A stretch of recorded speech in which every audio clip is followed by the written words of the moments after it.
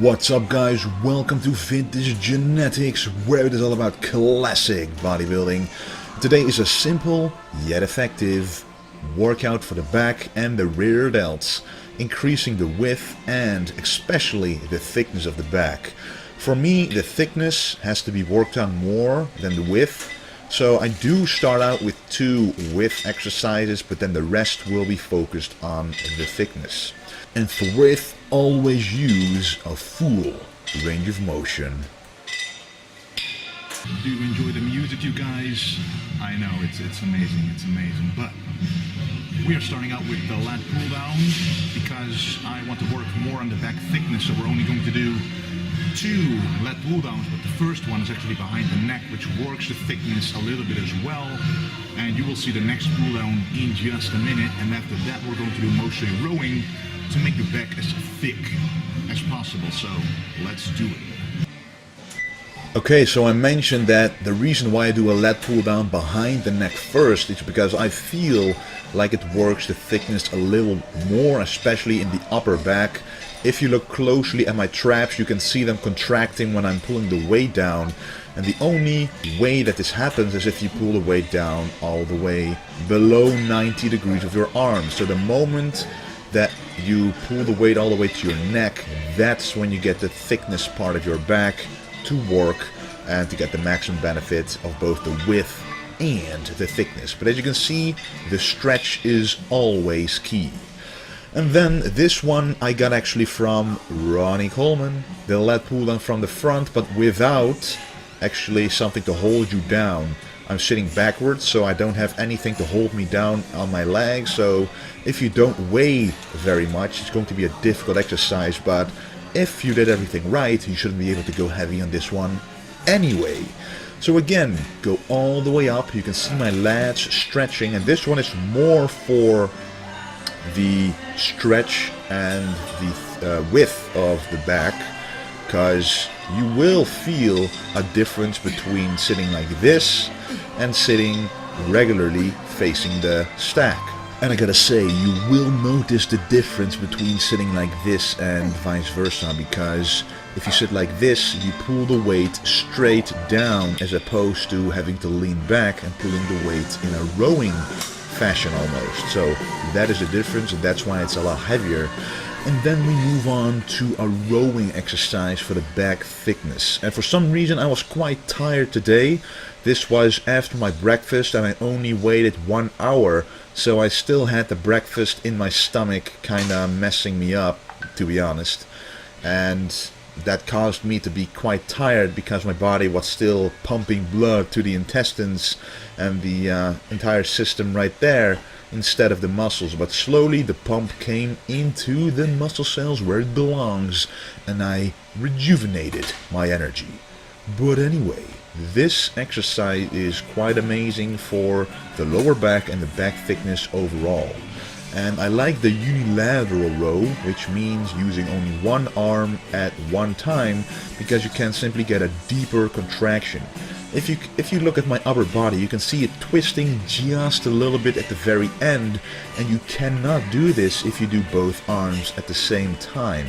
And you will also feel discomfort if you use a very heavy weight right at your chest and your stomach, because the heavier you go, the more pressure will be pushed against your stomach, and especially when you just ate, it's not a comfortable feeling. So that's another reason why one arm at the same time is a very beneficial thing to do. And a third reason would be if you have a weak point on one side of your body. For example, a lot of people message me with a smaller lat than the other side, so doing exercises like this will fix that right up. Then one of my favorite exercises, and at the same time one of the most dreaded exercises, the T-bar row. And you see that I only added 30 kilograms to this machine, and it's heavy already, as you can see by my incredible facial expressions. But yes, it is definitely not light. Why? I'm not sure. I think this machine is simply at such an angle that it's like twice as heavy. I have no idea, but it does seem like it. So every time I add 10 kilos, it really becomes a lot more difficult.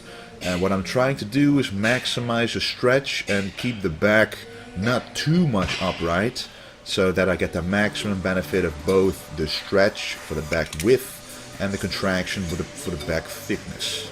And then we're going to some high rows, and I love this machine because of the stretch that I can get in my lats. A lot of machines, especially for me because I'm pretty tall, when I'm doing a back exercise, when I go all the way up, even with the lat pull down, if I do a V-bar pull down, if I go all the way up, it's simply the stack falls down again and I can't really get the full stretch. But this machine, I do get a full stretch, so that is definitely something that I like about it.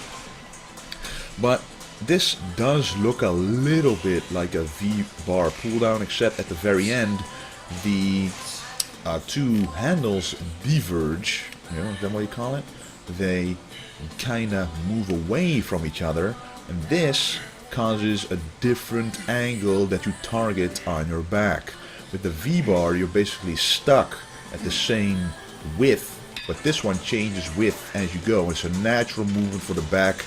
The contraction feels equally as good as a stretch, so this is a really good machine to do for the back thickness, but when you stretch the back, it's the back width that is being targeted. But always the back thickness when you're doing a row is what's targeted the most. Always remember that.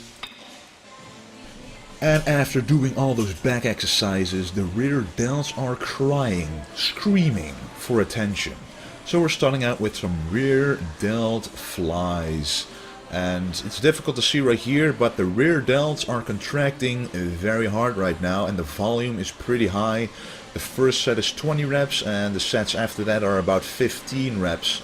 And this is to make sure to pump as much blood into that little muscle as possible, because let's face it, the rear delt muscle is not a big one. So the moment that you're able to lift heavy with it, trust me, your traps are doing most of the work, because those muscles simply cannot do heavy. Especially when you're using dumbbells, when you're not even using a machine, it's even heavier. So right here I'm already almost maxing out the weight that I can do, and I can really feel the pump in the rear delts already. And then this is an interesting one. Again, a pull down, but this time for the rear delts. And you cannot really see it from this angle, but I'm pulling the bar towards my chin. And I'm really focusing on pushing my elbows backwards. And this causes my arms to stay completely straight and aligned with the rear delts, causing them to contract and work every time that I perform a rep. So this is a great way to finish off the rear delt workout. Why? Because first I did a fly exercise and then I did a pull down compound exercise. So first you isolate the rear delts, and to finish it you let other muscles help you to finish it off completely. So this was a simple back and rear delt workout that I like to do. I was alone today, so yeah, I hope you enjoyed this video, and I will upload more videos very soon. And don't forget to stay golden.